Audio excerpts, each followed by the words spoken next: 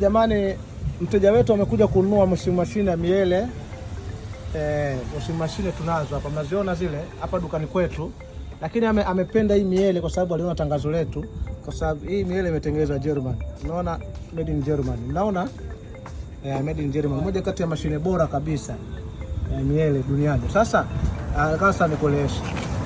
Mteja amehitaji nimuonyeshe namna matumizi ya mashine. Naona hapa kuna option hapa. Kuna cottons ambao ni nguo za kawaida za pamba, ambayo option hii watu wengi wanaitumia. Sawa? Ukija hapa minimum iron. Hapa maana yake ukiweka hapa nguo zako zitatoka na zitanyooshwa. Umeona, zitatoka zimenyooka. Kiasi kama unaweza ukavaa. Umeelewa? Hapa kwenye minimum iron.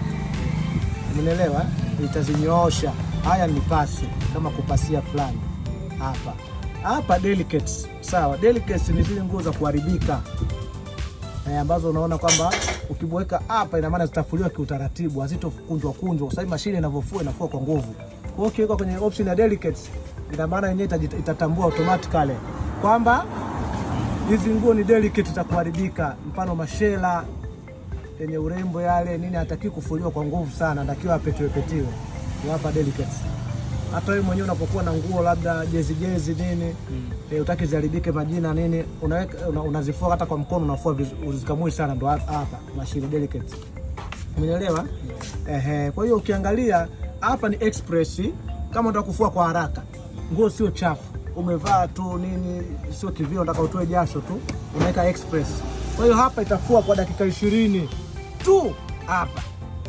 Hapa automatic plus unaweka, nafanya yenyewe automatic, yenyewe anajiongeza. Unaona hapa dark garments and nini, hizi nguo za rangi nyeusi nini, hapa mixer. Hapa chini ni shirts, mashati yenyewe, najua ni mashati. Hapa intensive plus maana yake itafua sana. Kwa mfano wewe ni mtu wa garage, si fundi. Naona fundi mara nyingi anakuwa anachafuka na maoili, magrease nini.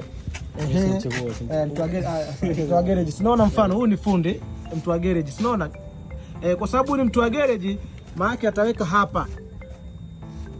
hapa kwenye nini, kwenye intensive plus maana yake itafua sana, itasuuza sana, ndio intensive plus. Umenielewa? Hapa huku kawaida, lakini hapa itafua sana, nguo itatoka metakata. Umenielewa? Na sometimes mpaka maji itachemsha, imradi tu nguo yako toke intensive plus. Pili ni kukamua, separate hapa ni kusuuza. Umeelewa? Nafikiri. Kwa hiyo cha kwanza unachofanya, unachagua option unayotaka, unabonyeza start, basi rahisi.